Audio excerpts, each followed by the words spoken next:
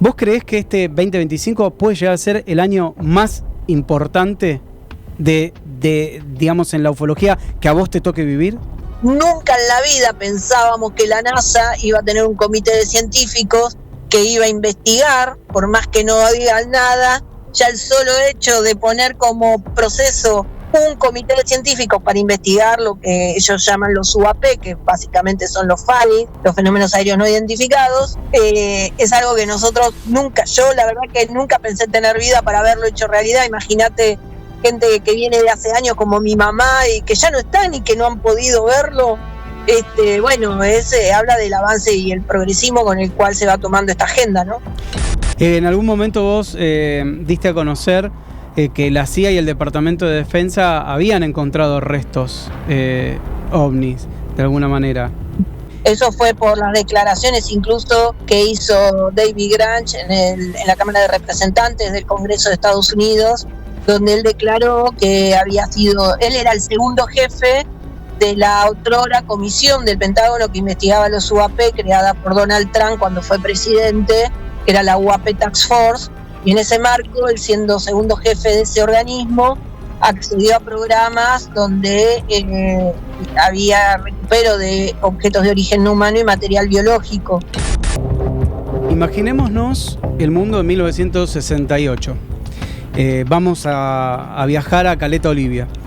Voy a hablar de una persona que en ese momento era muy chiquita, pero arriba de su casa aparecieron ovnis. Apareció un objeto redondo, oscuro, metálico, del cual 5 fracciones de ese mismo objeto, de la misma esfericidad, se desprendieron y luego, encaminados, desaparecieron del lugar. Saltamos unos años. Esta misma mujer ya estaba en 4º grado, en la primaria, cuando vio, viviendo en agronomía, una especie de trencito que se solía ver en algunos lugares, en algunos testimonios ovni. A partir de ahí, algo hizo clic y empezó con este tema. Y hacemos un super salto en el 2005, cuando creó el Museo del OVNI. Y hacemos otro super salto hacia lo que es Sephora, ¿no? Que se fundó en el 2009, que es, lo quiero decir bien porque yo a veces digo cualquier cosa, la Comisión de Estudios del Fenómeno OVNI de la República Argentina.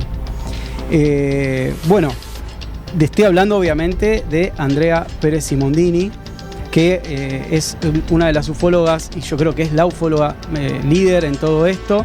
Obviamente no vamos a pasar por alto a Silvia, la mamá ovni, digamos. Pero bueno, en este caso estamos con Andrea, que nos va a contar un montón de cosas, y para mí es un placer tenerla en el programa. Así que, ¿cómo estás, Andrea? ¿Todo bien? Hola, ¿cómo estás? Un placer enorme. Bueno, equipo. Bueno, lo más importante, acá no tengo mucho retorno, creo que voy a tener que usar uno de estos, ¿no? Me parece, para escucharla bien. A ver ahora, creo que sí ahora. ¿Me escuchás bien ahí? Ahora te escucho perfecto. Bueno, Andrea, muchas gracias por darnos este rato.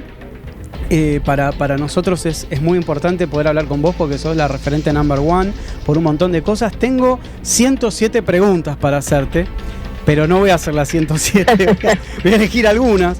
Lo más importante, que es lo que quieren escuchar todos, porque yo que me estoy en tema de las redes y qué sé yo, y estamos con mi hermano siempre en Blaster viendo y escuchando todo, lo más importante es contarnos un poco sobre, este es el 9º Congreso Internacional de OVNIología en Victoria. Sería el 9º, ¿no? ¿Cómo es que Fíjate que voy a pasar a datos porque como ando en la calle... Sí, bueno, mientras yo lo voy comentando, el Congreso Internacional de OVNIología en este 2025, que ahora nos va a decir ella bien la fecha y todo lo relativo, en este Congreso en especial va a venir Benítez, JJ Benítez.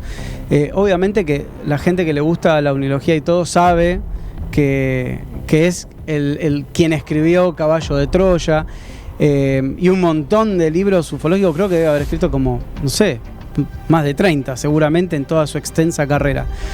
Yo particularmente tengo uno que habla sobre el tema de humo, de los humitas, de toda esta historia que nació en San José de Valderas, en España, en Aluche, con un ovni que pasó por el lugar, bajó y dejó huellas y tiene en la panza el símbolo de humo. Obviamente, con el paso del tiempo y todas las investigaciones, hay una gran parte de la ufología que lo determinó como falso, y otras personas que indagaron, se comunicaron con Jordán y con Rivera y con muchas personas que estuvieron involucradas, y lo dan por cierto. En este programa no vamos a tocar eso, pero obviamente que lo importante es saber que Benítez va a venir al país, que es una especie de, digamos, de líder, ¿no? En todo esto. Es alguien que juntamente con otros grandes escritores ufológicos, bueno, nos están deleitando año tras año con sus libros. Ahí está, volvimos. ¿Ahí se escucha mejor? Sí, ¿no? Ahí volvimos. Ahí estamos perfectos. Ahí estamos perfectos. Bueno, hizo un súper recorrido por la esfera que cuando eras chiquita, por el tren, por la creación del museo, y bueno, por la comisión de Sephora. Y bueno, me ibas a contar del Congreso. Yo estaba recién hablando que iba a venir Benítez y un poco de su obra, pero ¿qué nos podés contar, además de en qué momento se da del año y cómo es la actividad? Bueno, la verdad que estamos muy contentos porque es un sueño hecho realidad, por muchos motivos. JJ Benítez es el referente de mi mamá, de su inspiración, si se quiere, también en la investigación, así que para nosotros es un sueño en todo sentido hecho realidad. Él nos había prometido que iba a estar en alguna de las ediciones del Congreso.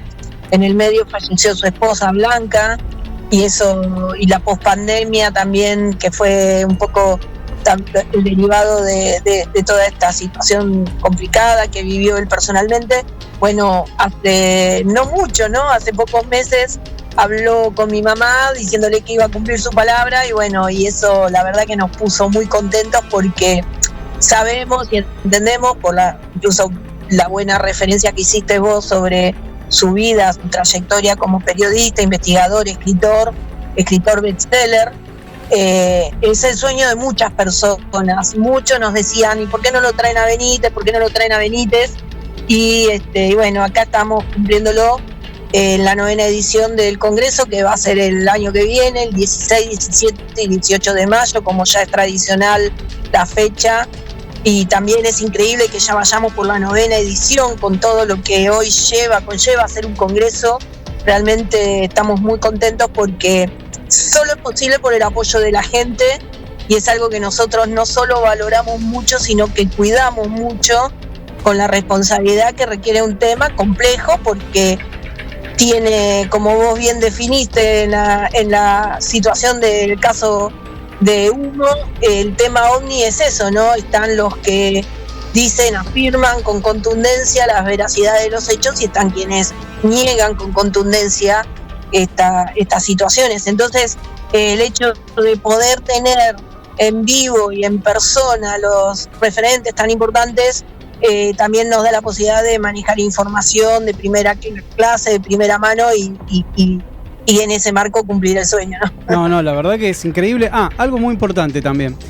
Espero que así, porque hay gente que conozco que le encanta el tema de los ovnis y va a viajar a Victoria. El museo está cerrado hasta el 4 de enero, ¿no? Hasta el 4 de enero, sí. Justamente me agarraste en la calle porque estoy comprando los materiales, porque todos los años nosotros reformamos y hacemos nuevas presentaciones de los elementos, los casos, todo lo que vamos investigando, vamos actualizando la información, así que estamos en pleno proceso de arreglo del museo.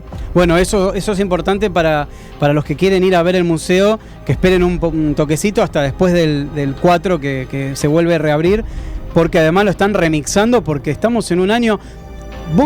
La verdad, yo nada que ver, yo soy cineasta, hago cine y me dedico a esto sin la rigurosidad con la que lo haces vos y todo el resto de los ufólogos que vienen acá a charlar conmigo.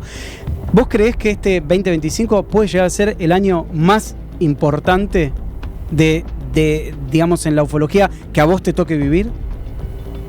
Yo creo que sí, porque año a año vamos en escala, progresivamente se van incorporando nuevos elementos, nuevos actores que no son actores secundarios, son actores protagonistas de distintos países, que son parte de la inteligencia, la defensa, la carrera aeroespacial, y que hablan cada vez más sueltos y con mayores elementos probatorios, y eso también ha llevado a incorporar instituciones prestigiosas como los senados, las cámaras de diputados, los organismos que representan estas investigaciones, y los gobiernos fundamentalmente, que de a poco se van animando a hablar mucho más sobre esto. Imagínate que nunca en la vida pensábamos que la NASA iba a tener un comité de científicos que iba a investigar, por más que no digan nada. Ya el solo hecho de poner como proceso un comité de científicos para investigar lo que ellos llaman los UAP, que básicamente son los FANI,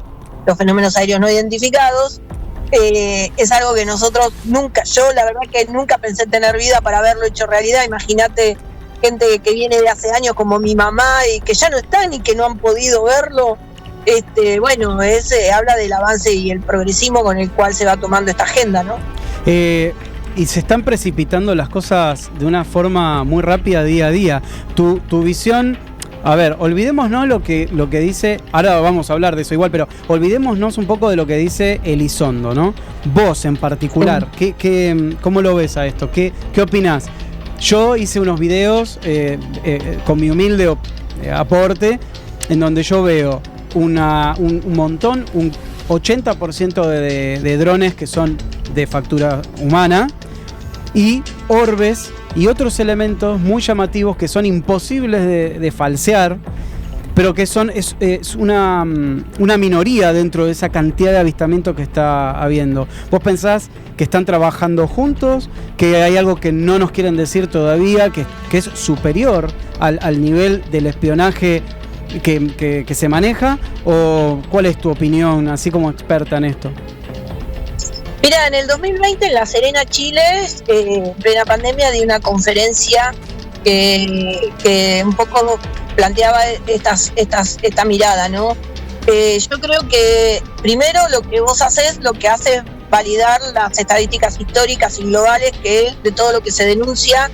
En principio el 95% tiene explicación convencional y hay un 5% de eventos que no se puede explicar por ningún elemento probatorio de la ciencia, la tecnología. Hoy se llama eso escala de observables, que son estas variables que se aplican como filtro para evaluar un fenómeno extraordinario a través de usos tecnológicos que pudieran fundamentarlos o no.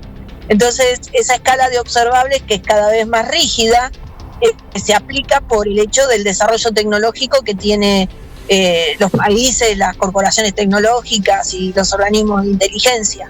Entonces, cuando hoy evaluamos el fenómeno, en realidad creo que hay un porcentaje mínimo que va entre el 3 y el 4% de eventos extraordinarios, y hay una gran cantidad de eventos que son los que intentan evaluar, perseguir, diagnosticar esos eventos extraordinarios. En el 2020 planteé esa hipótesis diciendo que hoy las distintas entidades gubernamentales o científicas o de inteligencia tienen como tres miradas: observar el fenómeno, interactuar con el fenómeno para probar sus capacidades, y la tercera, la más compleja, que lo vimos hecho realidad quizá en los primeros meses del año pasado, fue con los famosos derribos que participó el NORAD, donde la explicación muy por arriba fue la de los globos chinos meteorológicos que sobrevolaron territorio de Canadá y Estados Unidos, y en realidad solo supimos, reconocido por China, de uno de esos solos eventos, y los otros pasaron a la historia. Y mucho de lo que nosotros venimos escuchando sobre el evento TikTok, que empezó en el 2004, 2014, donde interviene David Fravor, que son el comandante piloto Top Gun, que es el que registró y dio el primer testimonio, con registros de los portaaviones. Bueno, también hay presunción de que pudieran haber sido eventos de entrenamiento, vamos a ponerlos entre comillas, para despertar o buscar la reacción de estos fenómenos y poder evaluarlos. Así que bueno, yo creo que va por ahí el tema. En algún momento vos diste a conocer que la CIA y el Departamento de Defensa habían encontrado restos ovnis, de alguna manera. Sí, eso fue por las declaraciones incluso que hizo David Grange en la Cámara de Representantes del Congreso de Estados Unidos, donde él declaró que él era el segundo jefe de la otrora comisión del Pentágono que investigaba los UAP, creada por Donald Trump cuando fue presidente, que era la UAP Task Force, y en ese marco, él siendo segundo jefe de ese organismo, accedió a programas donde había recupero de objetos de origen no humano y material biológico, y a partir de ahí él dejó en exposición pública un caso que era el caso de Italia de 1933, que nosotros tenemos muy bien documentado, porque Roberto Pinotti, que es el presidente de ICER, que es International Coalition Extraterrestre Research, organismo internacional que también integro representando a Sudamérica, ya él en el 2020 escribió un libro donde pone a disposición todos los documentos. Él fue el que sacó a la luz ese caso, por lo cual lo conocemos profundamente. Y entre una veintena de casos que David Grant menciona está también el caso Ubatuba de Brasil, donde nosotros acá en el museo tenemos los restos. Entonces hay mucha información sobre estos materiales, y además él dio trascender las corporaciones tecnológicas y aeroespaciales que manipularon ensayos y estudios de esos restos, como Lockheed Martin o Robert Bigelow en Space, que incluso recibió financiación del Senado de Estados Unidos, declarado por el senador Harry Reid, así que de Nevada, así que está todo muy documentado. Esto no. Ahora Donald Trump va a poner supuestamente, ¿no?, a Elizondo a cargo. Exacto. Yo creo que eso es una buena señal para todos, porque porque acá es así. Mucha gente dice, si Elizondo era de inteligencia y estaba haciendo determinadas cosas antes, ¿qué nos dice que nos va a que podemos pensar que nos va a decir la verdad, ¿no? También. Sobre todo por el lugar donde él estuvo trabajando. Pero bueno, estando de por medio una persona tan frontal y tan directa como Donald Trump, que instó a que el gobierno actual diga que sabe qué es lo que está pasando, calculo yo que las cosas en algún punto se van a aclarar o también se pueden llegar a complicar un poco más por obviamente presiones internas. Pero en un momento vos también explicaste, y esto yendo para atrás en la historia, que Argentina mismo en un momento también informaba a Estados Unidos, ¿no?, de los eventos ovnis que pasaban en nuestro país. Exactamente, bueno, nosotros en la desclasificación privada, en este caso, a través de Virgilio Sánchez Osejo, porque hay una rica historia en Argentina como en Sudamérica. Joseph Alan Hynek en los años 80 estuvo en Argentina acompañado por Smith, por el doctor Smith y toda esta, digamos, Sánchez Osejo, una cantidad de investigadores que en ese marco estuvieron reunidos con autoridades de la Fuerza Aérea que tenían en investigación, como el Comodoro Lima y mucha gente que estaba investigando estos eventos.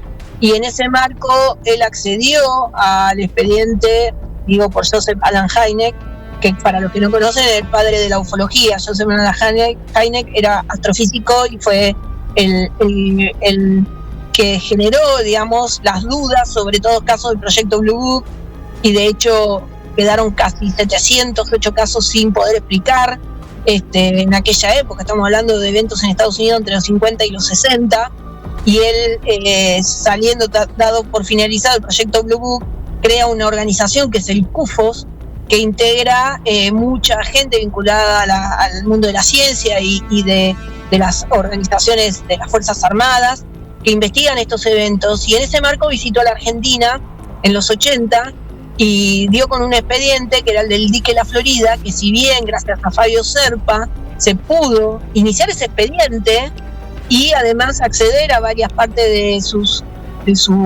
folios, en realidad el expediente completo lo tuvo siempre Joseph Alan Hynek, y cuando falleció él hereda todo su trabajo a Smith y de Smith a Sánchez Osejo, y fue Sánchez Osejo quien me lo envía para que yo reinvestigue todos esos eventos, y eso es lo que hicimos, digamos, dimos con varios de los firmantes del documento, policías federales que en esa época cumplían funciones en la delegación San Luis, que dependían del Ministerio del Interior, estábamos en gobierno militar, eso hay que recordarlo, y certificamos las firmas, y a partir de ahí accedimos a darle entidad a todos los documentos, lo que consignaba el documento. Y en ese marco dice explícitamente que un suboficial de la Fuerza Aérea, Ian Arielo, se hace presente proveniente de la base Reynolds, ahí en San Luis, para hacerse no solo de todo el material documentado, desde las grabaciones, todos los testimonios, los elementos de peritaje,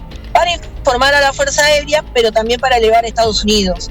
Y lo que para nosotros siempre fue una teoría del rumor, porque era algo que todo el mundo decía que sucedía, es la primera vez que documentalmente lo pudimos probar, y eso generó también un cambio de eje en nuestras indagaciones, porque todos los elementos de los casos más importantes que han sucedido en Argentina, estamos viendo cómo podemos rastrearlos también en las clasificaciones internacionales, como sucedió en 1962 con el hecho de la base Comandante Espora, lo que se catalogó el caso Wilkinson del 21-22 de mayo de 1962, donde la CIA, cuando desclasifica una cantidad de documentos, también es válido mencionar el gran trabajo que hizo un investigador argentino, el doctor Roberto Banch, que con un investigador americano con el cual estoy en contacto el día de hoy, Haynes, dieron la posibilidad de conseguir esos documentos desclasificados por la CIA. Y fue muy interesante ver que ya desde distintos lugares vamos documentando la misma situación. Entonces, acá queda en claro que todo se reporta a Estados Unidos, y por eso Estados Unidos tiene muy bien documentado eventos en todas partes del mundo de recupero de objetos caídos del espacio, ¿no? En algún momento también, digamos, expresaste cuál fue el destino de este oficial, ¿puede ser? De este suboficial.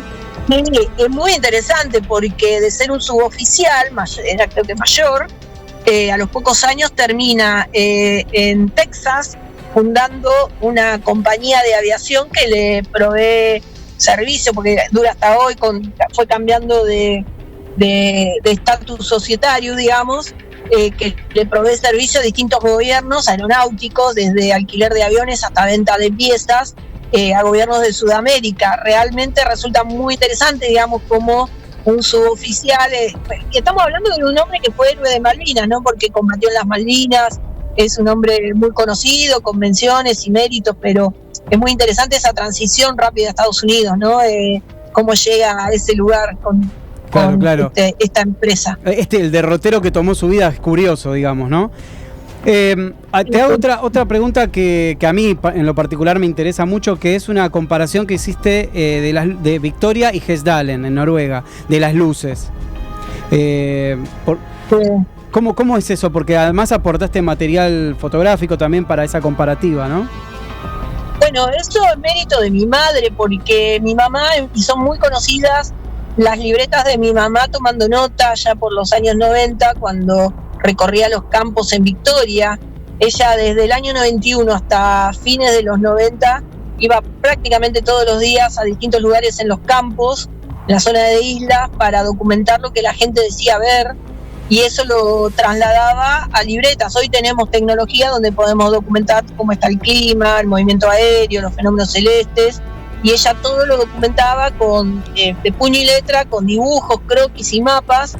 Y eso llegó a manos gracias a otro investigador argentino, que es Alex Cionetti, que fue a dar conferencias, él vive en Estados Unidos hace muchos años, y fue a dar conferencias a San Marino, que es uno de los congresos más antiguos del mundo, donde tiene una modalidad doble. Una semana se dedica a todo lo aeroespacial y la otra semana a lo ufológico, y en ese marco se presentó Alex Cionetti mostrando, entre otras cosas, los trabajos de investigación de mamá con esta documentación, y conoce ahí a Máximo Teodorani, que era astrofísico, es astrofísico muy referencial ahora y gran amigo de muchos de nosotros, que estaba a cargo de uno de los proyectos que investigaban las luces en Hesdal, en Noruega, era el proyecto EMBLA.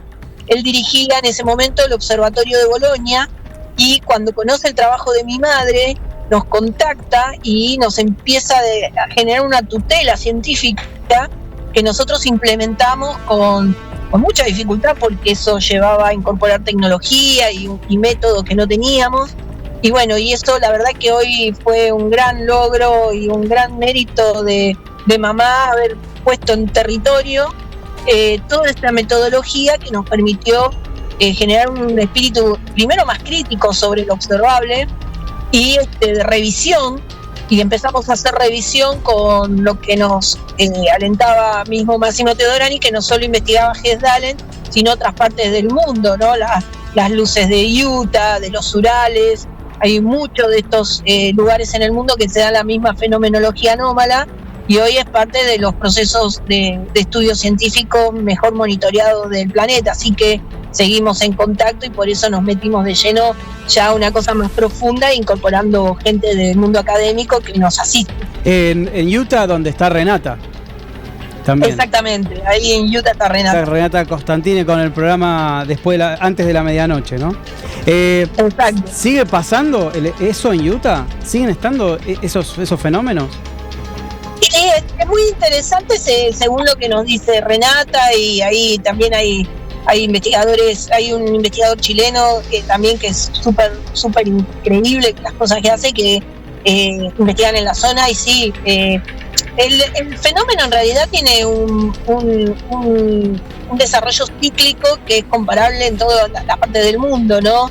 En ese marco, cuando vos empezás a aplicar los filtros, en realidad yo siempre digo, hay gente que se enoja por esto, pero en realidad también hay que decir un poco con la metodología lo que vos vas descubriendo. Podés coincidir o no, pero bueno, es lo que nosotros evaluamos y ponemos en revisión con otros investigadores.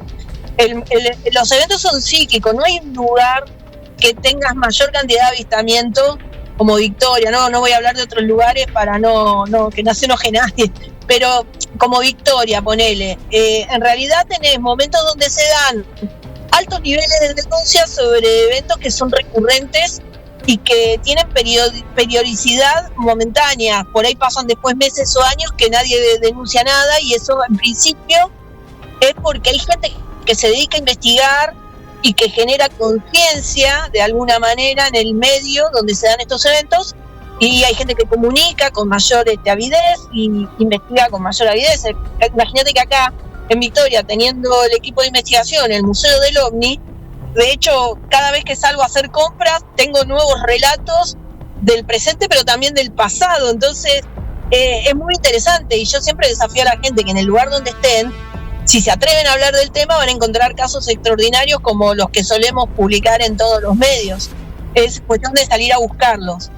Eso por un lado. Y por el otro lado también, que no es lo mismo denuncia que evento realmente anómalo, porque cuando vos tenés denuncia, hoy lo vivimos con los Starlink, de cada 100 denuncias que tenemos, 99 son los Starlink. Y la gente se enoja cuando le decís que son los Starlink, pero son los Starlink, no podemos ir contra la ciencia y la tecnología, ¿entendés? Entonces, es un tema complicado. Por eso yo creo que realmente realzo tu introducción, porque de todos los eventos que se denuncian, el 95% tienen explicación convencional. Y hay un 5% que realmente, pasando los máximos filtros que encima nosotros tenemos a disposición, reúnen condiciones anómalas y extraordinarias. Y eso es una estadística global e histórica, y eso es interesante porque para algunos es muy poca el nivel estadístico de esas denuncias, pero en términos de anomalías y extrañezas es altísimo, y es absolutamente importante abordarlos. Sí, no, y de hecho me pasa que amigos y no tan amigos, o gente circunstancial y que se comunica con nosotros por las redes, me mandan ponerle un video, y yo no es que sepa más que ellos, pero creo que la asiduidad y el contacto con todo esto me hace decir, mirá, eso para mí es el Starlink. Habría que ver en un mapa estelar de los que hay ahora digitales, para ver si está pasando o no el satélite o la estación espacial. Y se enojan, se ponen mal, me dicen, no, pero esto es muy raro. Le digo, bueno, pero lo primero que hay que hacer es usar el sentido común y el criterio. O sea, realmente hay que ir desestimando cosas extrañas para llegar a un punto. Y yo sé que todos queremos tener algo nuevo, ¿no? Algo digamos, llamativo, pero no siempre es así. Y bueno, la gente que se dedica, yo no soy ufólogo, soy divulgador, ¿no? Pero la gente que se dedica a esto generalmente sabe que hay un 5%, como Hynek. O sea, hubo un porcentaje muy pequeño del proyecto de Blue Book, ¿o no? Sí, tal cual, es que es así. Es pequeño. Te hago otra pregunta, porque en muchos lugares, y sobre todo en internet, he escuchado y he visto la frase de la Laguna del Pescado, que es uno de los lugares más llamativos e importantes, ufológicos, vamos a decir. ¿Por qué es eso? ¿Por qué la Laguna del Pescado? De pescado, va. Es muy interesante. Mirá, hace pocos meses, estarás 3-4 meses atrás, vimos con un material escrito con antecedentes rurales de allá de principios del siglo pasado, que coincide con los relatos que se narran en El País de los Chajá, que es un libro testimonial del isleño escrito por un benedictino, donde hablaban de las luces que salían y entraban de esta zona de la laguna. Aquí hay 2 puntos de referencia, la Laguna del Pescado y Laguna Grande, que es donde recibimos la mayor cantidad de denuncias. ¿Dónde ocurre esto? Para los que no saben dónde queda. Laguna Grande está frente a la ruta 11 que nos une Victoria con Gualeguay. Desde Victoria hacia Gualeguay, que es hacia el sur, tiene un recorrido de zonas de colinas que más o menos son unos 34-35 kilómetros, donde va bordeando la Laguna del Pescado. Es inmensa, y aún en épocas de sequía, donde la revisamos de arriba abajo, porque es una laguna que no tiene mucha profundidad. En épocas normales puede llegar a 3 metros, 4 cuando hay crecientes así exageradas, pero es una laguna poco profunda encima. Y con la bajante tuvimos la posibilidad de recorrerla a pie para ver, digamos, qué objeto se puede hundir en 4 metros de agua, ¿entendés? Y tener más profundidad en una pileta de lona, digamos. En una pelopincho. Claro, exacto. Y hemos hecho investigaciones con buzos de prefectura ya por el año 95, por las anomalías lumínicas de entrada y salida del agua, y los sonares se dispararon a 35 metros de profundidad y nunca pudimos encontrar nada, ni algo que justificara un pozo, ¿entendés? Pero bueno, son parte, por eso también trabajamos mucho las cuestiones vinculadas a cuestiones más físicas que tuvieran que ver con espacios temporales, no sé, cosas más complejas que son difíciles de probar encima, pero esa es la laguna desde distintos relatos y textos y herencias de generación en generación, donde se marcan las mismas fenomenologías lumínicas.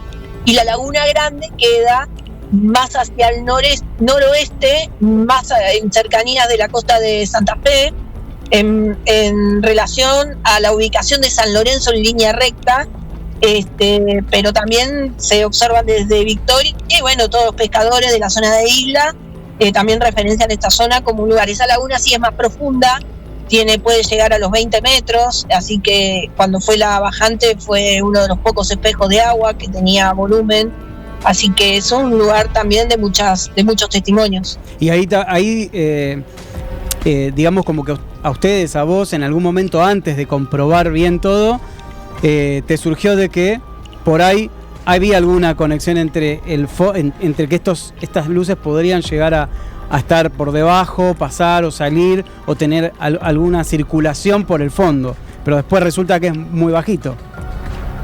Claro, bueno, mi mamá sostiene mucho esa teoría, pero nos pusimos a estudiar acá cuando se hizo el puente Rosario Victoria, que vino una empresa holandesa a hacer estudios de suelo. Pudimos acceder a todos esos estudios. Vos pensás que toda esta zona, hasta la costa del Santa Fe, fue fondo de sedimentación marina. De hecho hay muchos residuos marinos. Tenemos enterrada una ballena acá en Victoria que hace poquito en Ibicuy se encontró una, así que imagínate que el hecho de esa calidad en la sedimentación y mismo la presa holandesa cuando estaba haciendo socavando el fondo para poner los montajes de los pilares de las patas de las dragas, encontraron una cueva los buzos. Y eso también generó mucha repercusión en aquel momento por a ver si resistía el fondo para hacer semejante puente, ¿no? Y Y realmente muy interesante porque estos estudios nos permitieron eliminar que pudiera haber metano en el fondo, que era algo que antes de estos estudios se visualizaba como una explicación de estos fenómenos lumínicos en la zona de islas, y eso se quedó estos lugares, ¿no? Hay lugares, de hecho en el Cerro de la Matanza tenés cuevas y incrustaciones de fósiles marinos, lo cual también habla de la posibilidad de que exista. Jaime Michel trazó la teoría de las líneas Lane, esos vectores que atravesaban distintos lugares y que coincidían con los avistamientos masivos de ovnis, y bueno, eso pudiera ser una de las causas. No nos olvidemos también que toda esta zona tiene fallas que nosotros además estudiamos también muy de cerca, porque cuando hay terremotos o movimientos sísmicos, por la situación de las fallas también repercute todo el suelo. Entonces todos esos son cuestiones analizables que todo el tiempo están en estudio, y hay cosas de eventos físicos que pudieran no ser explicables todavía de orden natural, que también nosotros lo ponemos en carpeta de estudio. Entonces es bastante complejo, pero muy apasionante. No, pero obviamente, porque encima de todo tenemos, Argentina es un país que tiene una gran cantidad de variedad de suelos y de climas.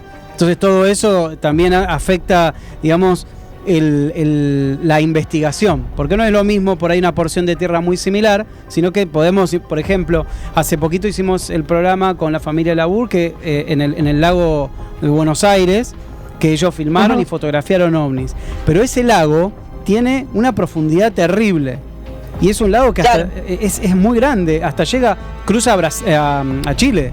Entonces ya ahí la investigación cambia radicalmente.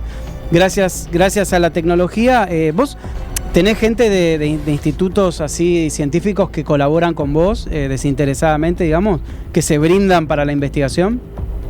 Sí, bueno, yo tengo mucha relación con el mundo de las universidades, y es un trabajo de hormiga que hay que hacer, porque romper el tabú es el mayor desafío de la investigación en todos los tiempos. Si bien hemos avanzado muchísimo, yo siempre cuento que cuando allá por los 90 queríamos ingresar muestras para estudiar en las universidades, que requerís de la firma de un idóneo, de un profesional para que te tomen las muestras, nadie te quería certificar las muestras, para que las muestras tengan un proceso creíble de transición de análisis, ¿no? Y después estas muestras las puedas poner a consideración de pares y poder hacer intercambio sobre qué concluís sobre esos eventos físicos, digamos. Y hoy ya eso es un recuerdo del pasado, digamos. Hoy conseguimos que nos certifiquen, hay mayor curiosidad. Lo que sí todavía no rompemos el tabú en Argentina particularmente, y he tenido la posibilidad, he tenido amigos que han sido ministros de Ciencia y Tecnología, o secretarios de Estado, directores de la CONAE, o que han estado muy involucrados con el INVAP, y los científicos todavía no ven esto como objeto de estudio en Argentina. Es como la excusa que ponen para no adentrarse en estos estudios. Pero sí tengo relaciones que me hacen estudios, no solo en todas las universidades que pudiera abordar, sino en órganos académicos como el Centro Atómico de Ezeiza, o la CONAE, o el INVAP, en fin, distintos organismos, ¿no? Dentro del CITEDEF. Pasa que el detractor más severo que tiene la ufología, y esto lo voy a decir y por ahí es controvertido, pero el detractor más severo es el mismo ufólogo. O sea, es el mismo ufólogo, sí, la gente, mira, el ufólogo es parte, como en cualquier ámbito, el periodismo, el cine, digamos, donde hay distintas miradas o distintos intereses. Bueno, esto es parte del folclore.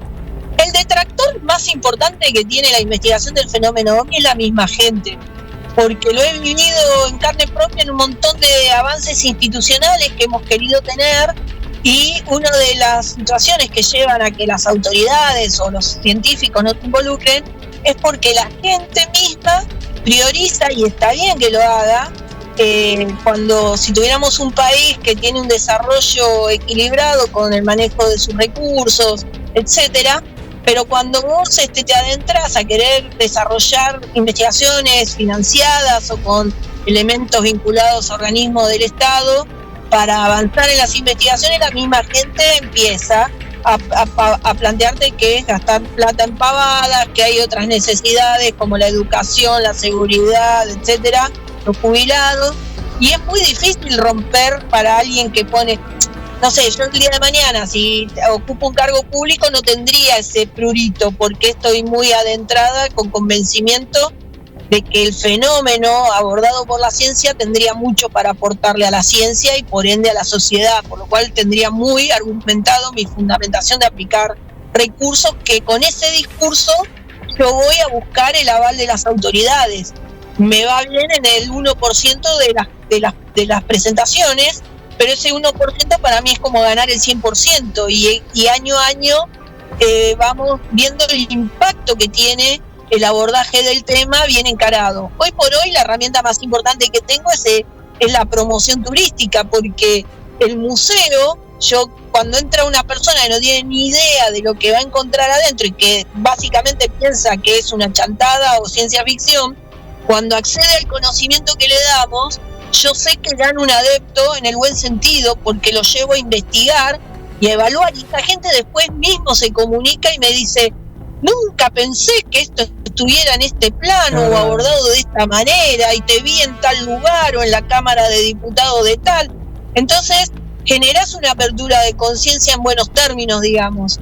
Entonces yo uso muy a favor de la investigación la promoción turística, porque sé que informo objetivamente y que puedo acceder a que las autoridades desde algún lugar vean que el tema genera un impacto en algo en la sociedad.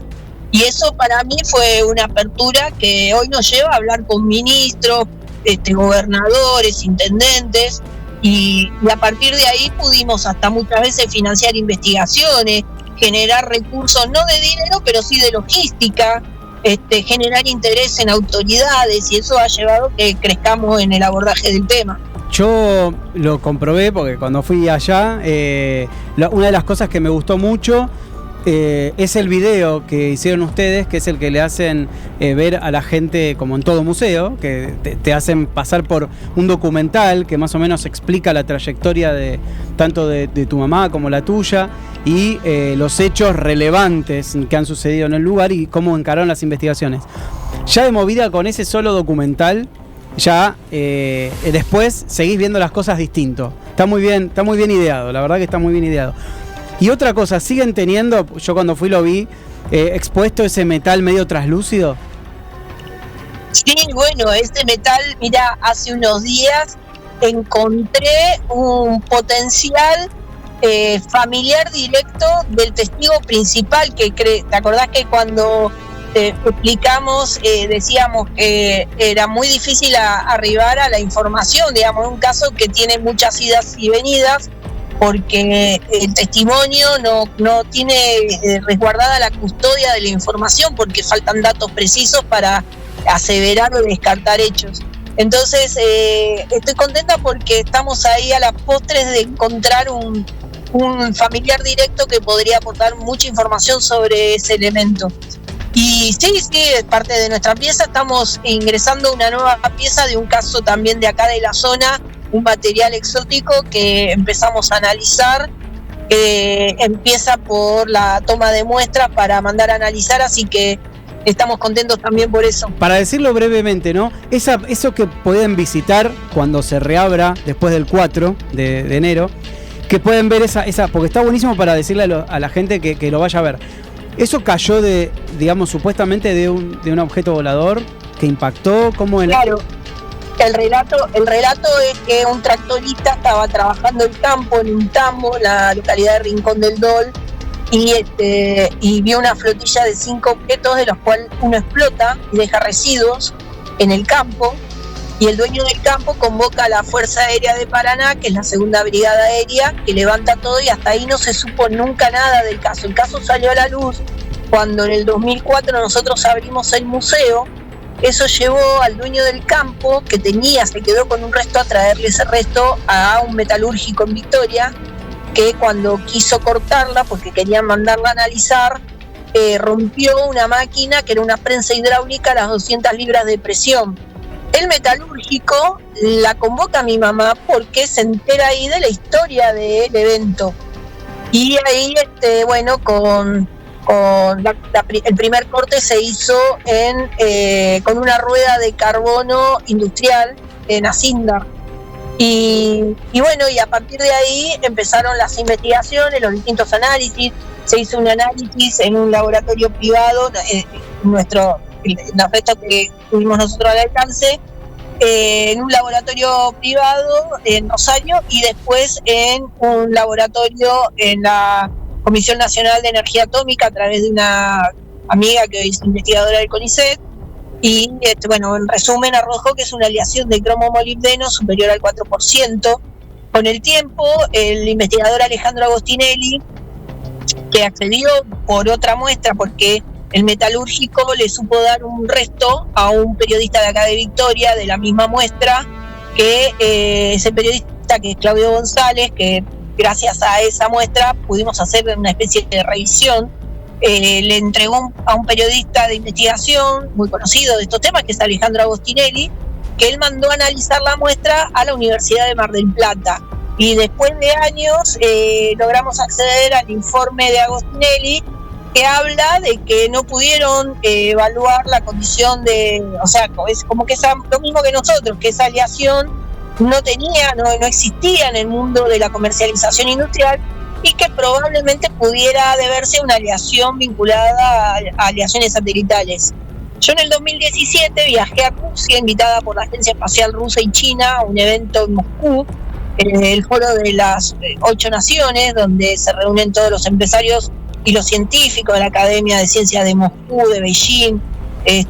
Hubo muchas personalidades, cosmonautas, y pude visitar no solo las distintas áreas de la astronáutica de Moscú, sino entrevistarme con cosmonautas, ingenieros aeroespaciales. Y cuando pregunté por esa aleación y llevé material fotográfico y video para que esa aleación, por ejemplo, en Rusia no hacen estructuras. Así que sigue abierto el caso ante la falta de elementos, y por eso es fundamental consignar con precisión la fecha exacta del evento, que también es algo que no se puede precisar, y el lugar exacto del recupero de la pieza en el campo, que es algo que todavía no pudimos acceder, porque entre las cosas que pasaron, hoy todos los testigos están fallecidos, es que el dueño del campo, que es un tambo industrial muy reconocido, nunca quiso acceder a que se investigue en el campo. Porque por ahí hay pedazos de eso todavía, por ahí partes de eso. Claro, debe haber partes del vehículo o de lo que estalló.